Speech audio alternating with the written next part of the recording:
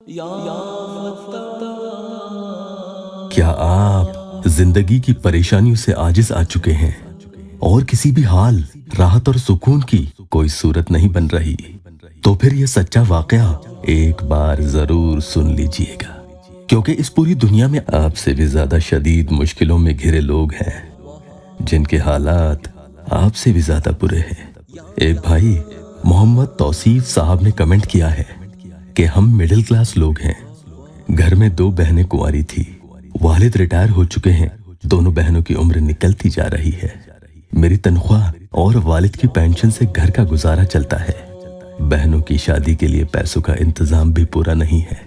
حضرت دامت برکاتہم ہمارے شہر ہی آئے ہوئے تھے، اپنی پریشانی کے سلسلے میں ہم سب ان سے ملے تو آپ نے یہ عمل ہمیں روزانہ پڑھنے کے لیے تلقین فرمایا۔ ہم پانچوں نے یہ عمل پڑھنا شروع کر دیا اور دن رات بس یہی دعا کرتے تھے کہ بہنوں کی نیک گھر میں شادیاں ہو جائے اور اس کے لیے پیسوں کا انتظام ہو جائے، کیونکہ ان کی عمر دن بدن مزید نکلتی جا رہی تھی۔ چند مہینوں کی مسلسل کوششوں کے بعد اللہ نے ایسا کرشمہ دکھایا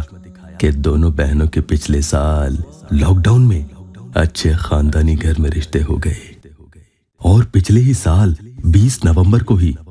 دونوں کی شادی بھی کر دی، وہ بھی لاک ڈاؤن کی وجہ سے اتنے کم خرچے میں جس میں 50 لوگوں کا ہی کھانا ہو۔ اللہ نے ایسے حالات پیدا کیے کہ کسی بھی لون نہ ادھار کی ضرورت پڑی، شادی کی ضرورت کے سارے خرچے جو والدین نے جوڑ کر رکھے تھے اس میں سے پورے ہو گئے، الٹا پیسے اور بچ گئے۔ یہ اللہ کا کرشمہ نہیں تو کیا ہے؟ اگر عام دنوں میں ہم اتنے کم خرچے میں شادی کرتے تو لوگ میرے والدین کو تانا سنا کر مار ہی دیتے، لیکن لاک ڈاؤن کی وجہ سے سب کچھ آسان ہو گیا، الحمدللہ۔ ہمارے پورے گھر میں دونوں بہنیں، والدین اور میں چند مہینے یہ عمل پابندی سے کرنے لگے۔ روزانہ نوکری سے فارغ ہو کر گھر میں آ کر تھوڑا سا وقت نکال کر میں یہ عمل پڑھ لیا کرتا، اور میری دونوں بہنیں اور والدین روز مرہ کی زندگی سے وقت نکال کر وہ بھی یہ عمل پڑھ لیا کرتے۔ جیسے ہی وقت ملتا فوراً وضو بنا کر 2 رکعت تحیۃ الوضو کی ادا کرتے، اس کے بعد ہم ایک تسبیح یا لطیفوں کی پڑھتے، اس کے بعد ہم ایک اور تسبیح سورہ اخلاص کی پڑھتے۔